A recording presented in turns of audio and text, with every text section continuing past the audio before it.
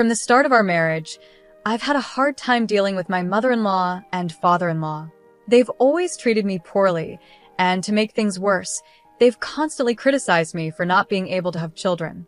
What hurt even more was when my husband, who should have been there for me, said, "My sister-in-law is young and beautiful, and unlike you, she had kids right away." I'm honestly jealous of my brother. On top of that, my mother-in-law accused me of being infertile because she claimed I was having an affair and said she had proof from a hidden camera.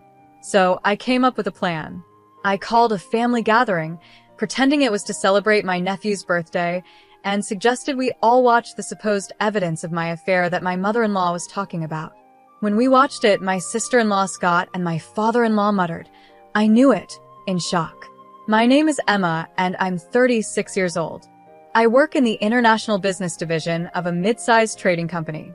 I live with my husband, Scott, who is the same age as me and works at a steel manufacturing company, along with my in-laws.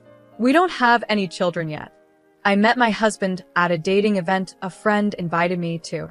At that time, I was in my 8th year on the job, finally getting the hang of it and starting to enjoy my work, so I wasn't really thinking about marriage. But I couldn't say no to my college friend, who kept insisting, "You have to come." Honestly, I was more interested in the special menus the restaurants had prepared for the event than in finding someone. I felt a bit out of place compared to my friend, who was actively socializing, but it turned out she got close to a guy who was there with Scott. Apparently, Scott wasn't too interested in the event either, and had been dragged along just like me. We ended up hanging out together as bystanders, but since I thought it was just a one-time thing, I didn't exchange contact information with him. However, exactly 2 weeks after the event on a Sunday, I got a call from an unknown number. At first, I ignored it, but after work, the calls started coming every 15 minutes. I kept wondering, who could this possibly be? I was getting frustrated and was about to block the number, but before I did, I decided to answer the call to find out who was behind it. It turned out to be Scott, the guy I had met at the dating event. He said, "Oh, good. Is this Emma?" I was relieved to know who it was, but I was also confused because I knew I hadn't given Scott my number. When I asked him how he got my number, he casually replied, "I begged a friend who was with me at the event to get it for me." Apparently, my friend had hit it off with Scott's friend and decided to start dating him after the event. Scott, who hadn't gotten my contact information, found out about this and managed to get my number by asking my friend repeatedly. Although I was a bit upset that my friend had given out my number so easily and that Scott had gone to such lengths to get it, we somehow started dating. A year later, Scott proposed to me. It wasn't a whirlwind romance, but I felt that I could live a calm and peaceful life with Scott, who had a gentle and endearing personality. There were no issues from my side about getting married. My parents had been living apart since I started college, but they hadn't divorced because they didn't see any real benefit in doing so. Friends and acquaintances would ask if I felt sad about it, but I had always felt distant from my family, so their separation seemed like it was bound to happen. During my college years, my parents supported me financially, so I would visit them alternately during long vacations. However, once I started working, I used my busy schedule as an excuse to just keep them updated through social media. When I told my parents about my marriage, they said they would attend the ceremony if there was one. But when I explained that we were just going to register the marriage without any special ceremony, they later sent me a generous sum of money as a wedding gift, which was more than enough for me. However, my in-laws, Rachel and Brian, weren't happy with how my parents handled the marriage. They said things like, to think they would settle their only daughter's marriage with money, how insensitive. They spoke in a bitter tone, which bothered me. But then Scott defended me by saying, "Money is definitely a sign of love. It's ridiculous for Mom, who has never worked, to say something like that. Dad should know better, considering how hard it is to earn money." Hearing him stand up for me like that made me feel truly happy that I had chosen him. But about 6 years into our marriage, things started to go downhill. The first sign was when I got promoted at work. I had worked hard in my department since I joined the company, and that year, I decided to take the promotion exam. When I passed the exam, they told me, "Emma, you mentioned in your interview that you wanted to work globally in the future, right? How about starting in the international business division to gain some experience?" I was thrilled that my hard work was recognized, and I was excited to share the news with Scott. But when I told him, He got visibly upset and snapped at me, saying, "Oh, okay. And what are you trying to say? That you've climbed the ladder and you're some big shot now?" I was shocked by Scott's reaction and wondered if I had said something wrong. I quickly apologized, saying, "I'm sorry, I didn't mean it like that." But Scott responded harshly, "See? Playing the victim like that just proves you're looking down on me." Then he angrily threw his beer can into the trash, slammed the door, and left our apartment. He didn't come back for a week. He ignored my texts and calls, and when I called his office, they told me he was out, but at least I knew he was safe. I thought about waiting for him outside his office, but I didn't want to embarrass him. So I decided to go to my in-laws' house to talk to them about what was happening. I knew they would probably blame me, but I didn't know what else to do. Even though I showed up unexpectedly, they let me in without any trouble. But as soon as I stepped into the living room, I was shocked by Scott's angry outburst. He yelled, "What do you want now? Have you come all this way to mock me some more?" I quickly said that wasn't my intention and that I would apologize if I had caused any misunderstanding. But Scott didn't want to hear it, and my in-laws started blaming me too. They said things like, "Just because you both work doesn't mean you can act all high and mighty. Don't you know that's not how a wife should behave?" This is exactly why we were against this marriage from the start. Rachel, my mother-in-law, was just as loud as Scott, cursing at me. From there, it turned into an endless lecture about how I had hurt their son's ego. No matter what I said, they blamed me for everything. Finally, they told me, "Scott doesn't want to go back to the apartment you two shared. If you don't want a divorce, then move out of that apartment and come live here with us. We'll teach you how to be a proper wife." Looking back, I wonder why I didn't just agree to a divorce right then and there. But at that time, I still had feelings for Scott. Having grown up watching my parents stay married in name only, I think I was confused and didn't really understand what marriage should be. After I followed my mother-in-law's suggestion and moved out of the apartment to live with my in-laws, they were extremely pleased, and it didn't take long for me to understand why.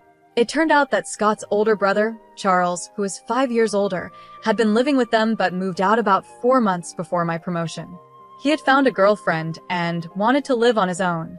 Rachel, who had always adored Charles because he graduated from a more prestigious university than Scott, was shocked and deeply upset by his sudden departure. But the problem wasn't just emotional. Charles's leaving also meant the loss of his financial contributions to the household, which was a big issue. My in-laws are very vain and love to show off. They often host gatherings for relatives, serving expensive food and drinks. Charles's financial support had been their lifeline since my father-in-law's post-retirement job didn't pay enough to cover their lavish lifestyle. They convinced Scott, who had come home to vent, to move in with them, and that's how we ended up living together. Scott seemed to enjoy the sudden attention after always feeling overshadowed by his accomplished brother. When I realized this, it felt like I was finally seeing things clearly, but more problems were on the way. Soon after, Charles married his girlfriend, Nancy, who turned out to be quite a handful. Nancy was 4 years younger than Charles and 3 years younger than Scott and me. She appeared fragile and delicate, the kind of person who triggers protective instincts in men. This was especially true for both Brian and Scott, who became visibly restless whenever Nancy visited and acted like they were her followers. Rachel, not amused by this, began criticizing me, saying, "Scott is smitten with his brother's wife because you lack charm. If you just had a child, my husband would settle down as a grandfather." She even suggested I quit my job to focus on getting pregnant. However, due to my in-laws' extravagant spending, the household expenses were skyrocketing, and Scott's salary alone couldn't cover them. Even when I showed them a report from a household budgeting software to explain the situation, they dismissed it, saying, "That's just because you're bad at managing money, always full of excuses." Then Nancy became pregnant. Rachel, who had previously disliked Nancy, suddenly became obsessed with her first grandchild, doting on her grandson, Andrew, immensely. She eagerly welcomed Nancy's visits, which she had avoided before, and even started saying things like, "Oh, how wonderful it would be to live under the same roof as such a lovely grandchild." Scott then started making sarcastic remarks to me, saying things like, "Exactly, Nancy is young and beautiful, and unlike you, She gave birth to a child right away. I'm really jealous of my brother, Brian chimed in. That's right. Maybe we should just kick out the daughter-in-law who can't have children and let Charles's family move in instead, he said without thinking. By then, even I started to consider that maybe leaving Scott and this house might be the best option since we didn't have children. Then, as if on cue, Nancy became pregnant with her second child. Rachel's obsession with her grandchildren grew stronger, and she started treating me even worse. She came up with a ridiculous theory and said, "The reason you can't have children must be because you're having an affair. You're just worried you won't know if the child is Scott's or your lover's." I was shocked by her words and decided to ignore her. But one evening, I noticed Rachel smirking at me. Confused, I asked what was going on, and she said, "You are indeed having an affair, just as I suspected." When I questioned Brian and Scott about it, Rachel proudly declared, "I've got proof of her affair on a hidden camera. I hired a professional, so it's foolproof," and then burst out laughing with joy. Hearing this, Brian and Scott were momentarily shocked. But then, influenced by Rachel's confidence, they said, "If that's true, then it's grounds for divorce." At that point, I calmly said, "Understood. Then I will take this opportunity at Andrew's birthday celebration next week, which we've already planned, to explain the situation to all the relatives who will be there." The birthday celebration for Andrew, organized by Rachel, who loved to show off, turned out to be a grand event with a banquet hall in a hotel reserved just for us. The invited relatives seemed somewhat tired of Rachel's boasting, but still enjoyed the food and drinks. As the party was winding down, I took the microphone to speak. Everyone turned their attention to me, wondering what was happening. I began, "I apologize for interrupting your conversations, but I have a brief announcement to make to all of you gathered here today." The crowd started murmuring in confusion, while my in-laws and Scott, assuming I was about to confess and discuss divorce, smirked just like before. Charles's family, the guests of honor today, were also present. On my signal to the staff, a screen was lowered behind me, the projector was set up, and the lights dimmed. Everyone's attention turned to the screen as the video began to play. The video started with footage of a shady hotel district, and as the entrance of one particular hotel came into focus, Scott, Brian, and Nancy's faces turned pale, just as I expected. However, Rachel, unaware of what was about to happen, looked around curiously, completely oblivious to the growing tension among the two of them. Then, a clear shot captured by the camera made the entire room gasp in surprise, and for good reason. The screen unmistakably showed Nancy and Brian hugging as they left the hotel. The room fell silent as the video continued, showing them sharing lingering, passionate hugs before catching a taxi. The scene shifted to the same hotel entrance, but this time it wasn't Brian who emerged holding hands with Nancy, it was Scott. Scott, Brian, and Nancy were all frozen in place, while some of the relatives murmured, "I knew it." The room erupted into whispers again. At that moment, I paused the video, turned the lights back on, and spoke into the microphone. "My announcement to all of you is exactly what you've just seen. My husband Scott and father-in-law Brian have been having affairs with Nancy, Charles's wife." The evidence was meticulously recorded by the investigation company hired by Rachel. I held up a thick file of documents, which caused more gasps from the crowd.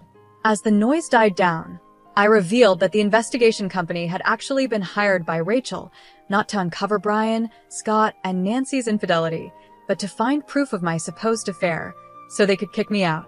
Scott must have filled her head with all sorts of nonsense, making her believe such absurd things, I said, causing the relatives to look at Scott and Rachel in disbelief. Rachel had declared victory without even checking the contents when the investigation company reported they had caught evidence on camera. Unfortunately, I have no idea about the affair Rachel accused me of, I continued, projecting a photograph onto the screen. It was a snapshot taken at the maternity hospital when Andrew was born.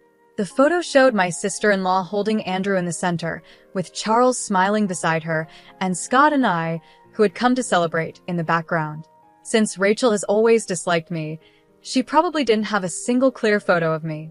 So she sent this snapshot to the investigation company, asking them to find evidence of the daughter-in-law's infidelity. As I explained, I briefly glanced at Rachel, who looked shocked, as if I had hit the nail on the head. The investigation company, hired by Rachel, had made a mistake. They thought Nancy, who was holding the child in the photo, was the daughter-in-law they were supposed to be investigating. When they started their work, they unexpectedly captured Brian and Scott repeatedly visiting the hotel with Nancy. Believing Charles to be the husband under investigation, they reported to Rachel that they had caught evidence on camera. Rachel, thinking this was proof of my alleged affair, believed she had finally found what she was looking for. When I was first confronted with the so-called evidence, I was surprised, but then something clicked. I remembered the name of the investigation company from a credit card statement that Rachel had used. Rachel, who often spent too much, had made me get her a family card to use for her purchases, just in case her own credit card limit wasn't enough.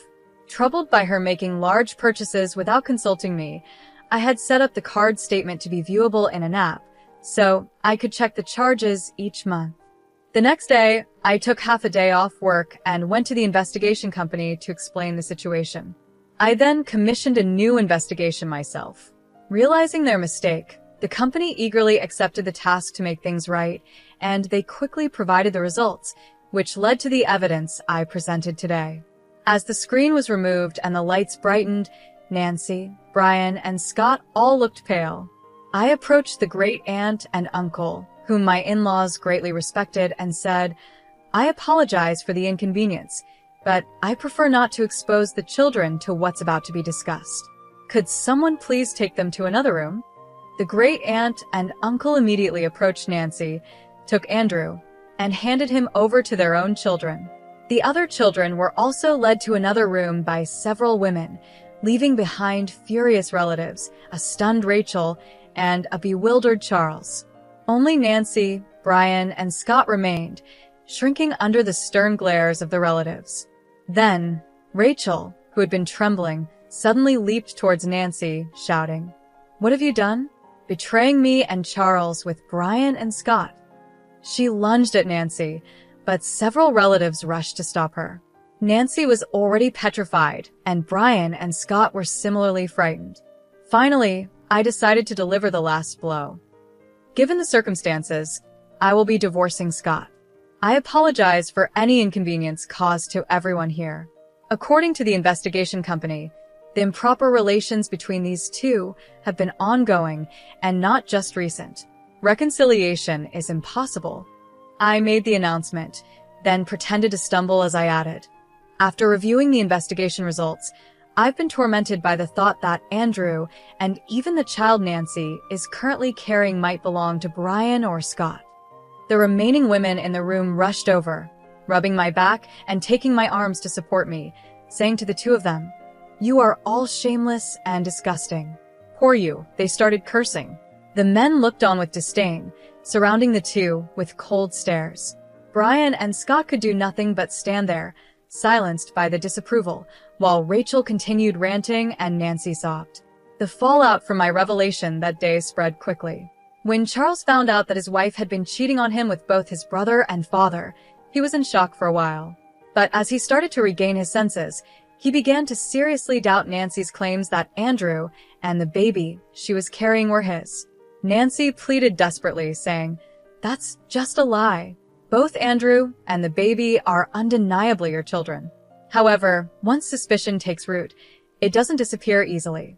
Taking advantage of a moment when Nancy was off guard, Charles used a paternity test kit he had ordered to check their father-child relationship, and the results came back positive.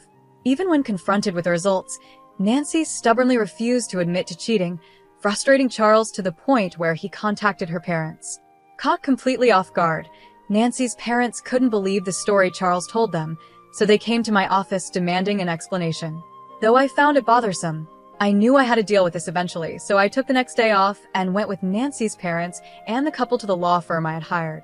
When the lawyer, Richard, showed them the related documents and the infamous video, Nancy's parents were speechless. Seeing this, Charles triumphantly declared, "See? I told you she betrayed me, cheating with both my brother and father. It's clear neither Andrew nor the baby she's carrying are mine." But Richard interrupted him sharply, saying, "Would you mind discussing that among yourselves? You're here not to discuss who the father of the children is, but to address the issue of child support." It was obvious that Richard wasn't taking sides, but what shocked me more was Nancy and her parents' reaction. Nancy retorted mockingly, "It's your fault. Scott cheated on you because you were always working and not being attractive enough, right? It's your own doing." I calmly replied, "Is that so? Then we'll have to let a third party decide." "Who's right?" "Maybe a judge will decide."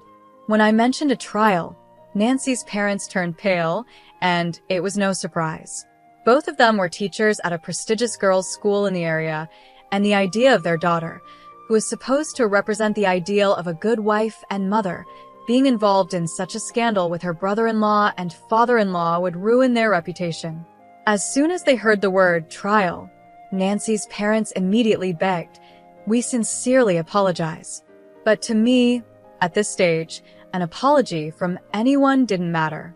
I glanced at Richard and stood up, signaling the end of the meeting. Later, Richard informed me that after I left, Charles, Nancy, and her parents caused a huge uproar, but they finally left after Richard threatened to call the police. Not long after, perhaps as a way to keep things quiet, Nancy's parents transferred a large sum of money through Richard.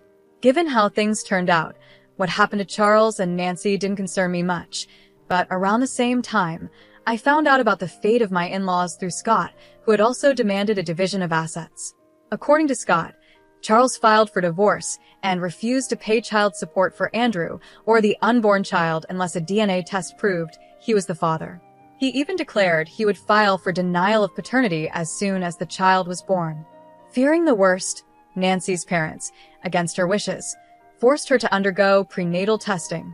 It turned out that the father of the unborn child wasn't Charles, but shockingly, it was Scott. Even more, it was revealed that Andrew's father was Brian, making the situation beyond repair. When Rachel, who had doted on Andrew, found out he was actually her husband's child, she had a mental breakdown. She aged rapidly and is now almost bedridden, with Brian taking care of her around the clock. Brian told his father-in-law, "I won't look after you in your old age, get Scott to do it." Unfortunately, most of Brian's retirement funds had been spent on luxury brands and jewelry for Nancy in an attempt to win her favor, leaving almost nothing behind. As a result, with their inheritance depleted, Brian and Rachel, now abandoned by Charles, turned to Scott in desperation. But Scott, already burdened with my asset division claims, was reportedly being pressured by Nancy, who had been divorced by Charles. She was demanding that Scott marry her, insisting, "Now that it's come to this, you're going to take responsibility for both the unborn child and me. I'm sorry for everything that's happened. I apologize, so please give me another chance." "I love you, Emma." Scott begged for forgiveness, but it was clear he wasn't seeking my love, he just wanted my financial support and someone to care for his parents for free.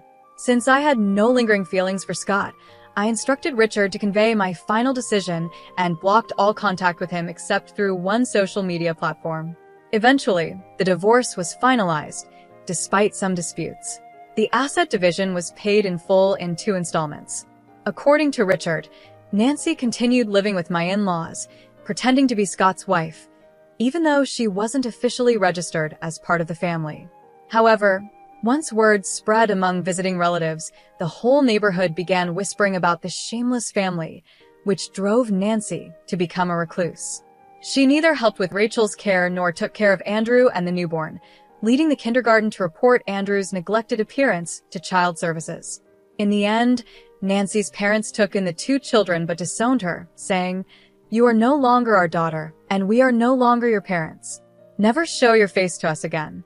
With nowhere else to turn, Nancy relied entirely on Scott, just like my in-laws. Scott's income alone now had to support 4 adults, including his mother, who needed nursing care.